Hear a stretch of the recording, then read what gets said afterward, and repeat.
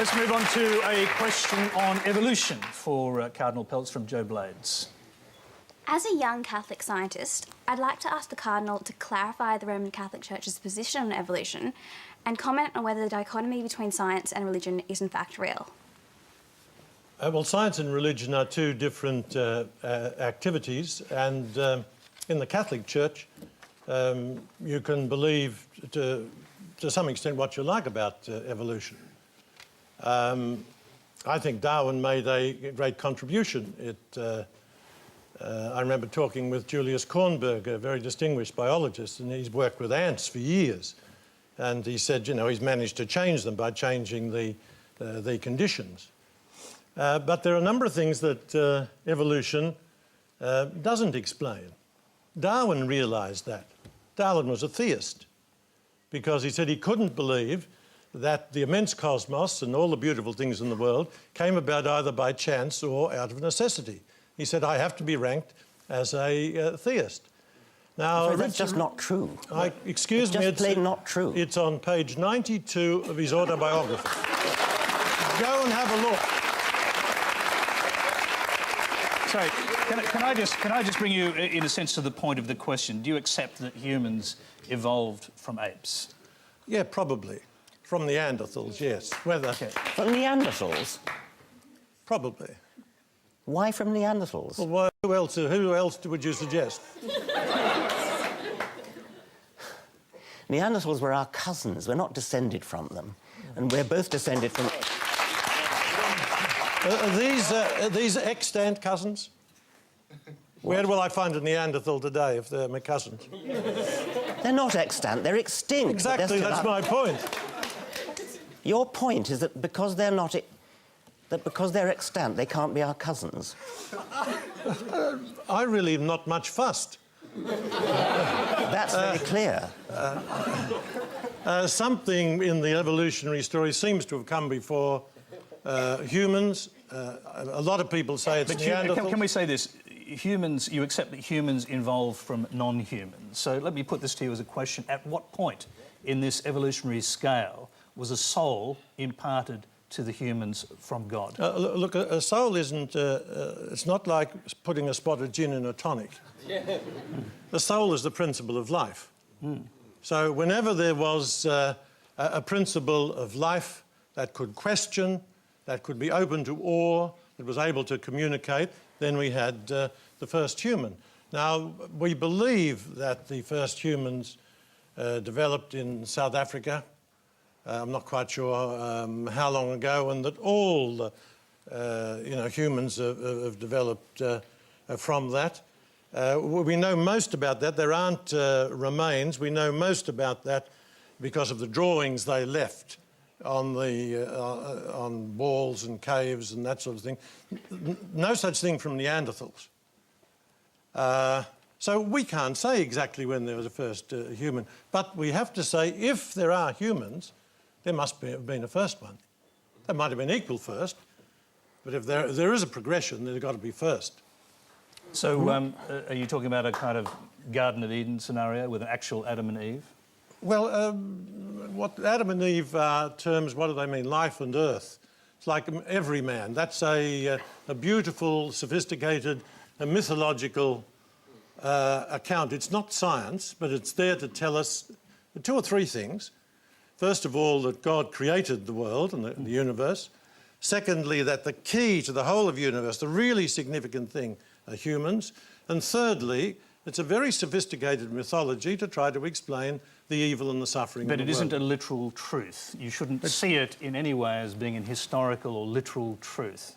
It's certainly not a scientific truth, and it's a religious story told for religious purposes. And just quickly, because the Old Testament in particular is full of these kind of stories, I mean, is there a point where you distinguish between metaphor and reality? For example, Moses receiving the Ten Commandments inscribed directly by God on a mountain. I'm not sure that the Old Testament says that God inscribed the Ten Commandments, but leaving that aside, it's difficult to know how exactly that worked, but Moses was a great man. There was a great encounter with the divine. Actually, with Moses, we get the key that enables us to come together with the Greeks with reason, because Moses said, "Who will I tell the Egyptians?" And he said, "Tell that my name is I am who I am." Okay, I'm going to bring Richard Dawkins back in here, because we've moved from evolution, obviously, to the biblical versions of it. Your response? Well, I'm curious to know if Adam and Eve never existed, where did original sin come from? But I also would like to clarify the point about whether there ever was a first human. That's a rather difficult and puzzling question, because we know that the previous species from which we're descended is probably Homo erectus, and before that some sort of Australopithecine. But there never was a last Homo erectus who gave birth to the first Homo sapiens. Every creature ever born belonged to the same species as its parents. The process of evolution is so gradual that you can never say, aha, now suddenly we have the first human. It was always a case of just a slightly different from the previous generation. That's a scientific point, which I think is quite interesting. I'm not sure if it has a theological significance, except that I think successive popes have tried to suggest that the soul did indeed get added, rather like gin to tonic, at some particular point during evolution. At some point in evolution, there was no soul, and then later there was one. So it is quite an interesting question to ask. Now we have rather a good fossil record from Africa of the descent of humans, from Australopithecines to various species of Homo, perhaps Homo habilis, perhaps Homo erectus, then archaic Homo sapiens, and then modern Homo sapiens. At what point did the soul get injected? And what does the idea of original sin mean if Adam and Eve never existed? I'll just quickly let you respond to that. Yeah, well, I mean, God wasn't running around giving injections. And if there is no first person, we're not humans. Where did the soul come from then? The soul is the principle of life. But there are animal souls. Do jellyfish? All living things have some principle of life. An animal has a principle of life. A human has a soul, a principle of life, which is immensely more sophisticated. We even have a voice box, which is one of the great miracles, so that we can communicate our thoughts to one another rather than just grunting. I'm pleased we're not grunting tonight. Let's move along.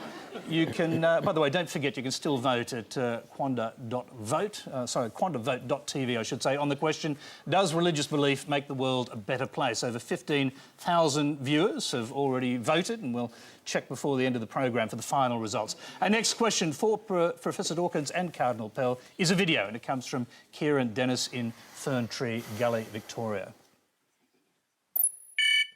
My question is for George Pell. George, as a climate change sceptic, you demand a very high standard of evidence to support the hypothesis that global warming has an anthropogenic cause. My question is, why then do you not demand the same standard of evidence for the existence of God? George Pell.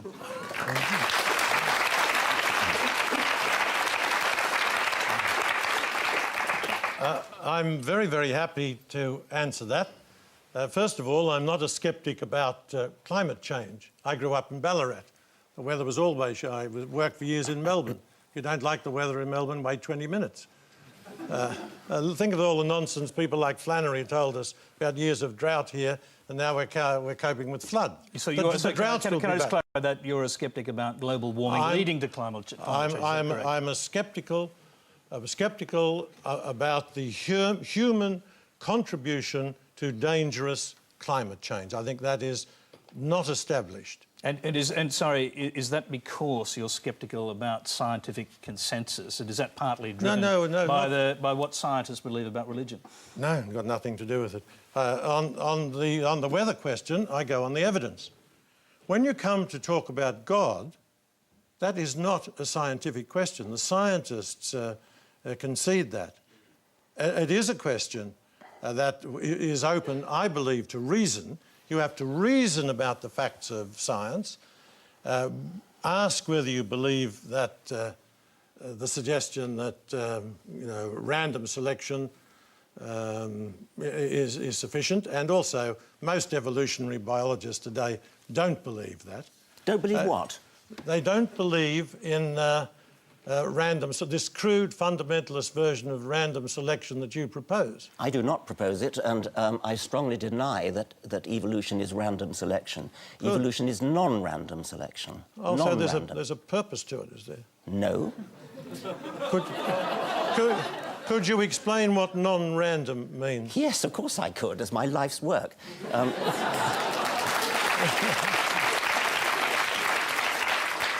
It's a hard thing to say, but keep it brief.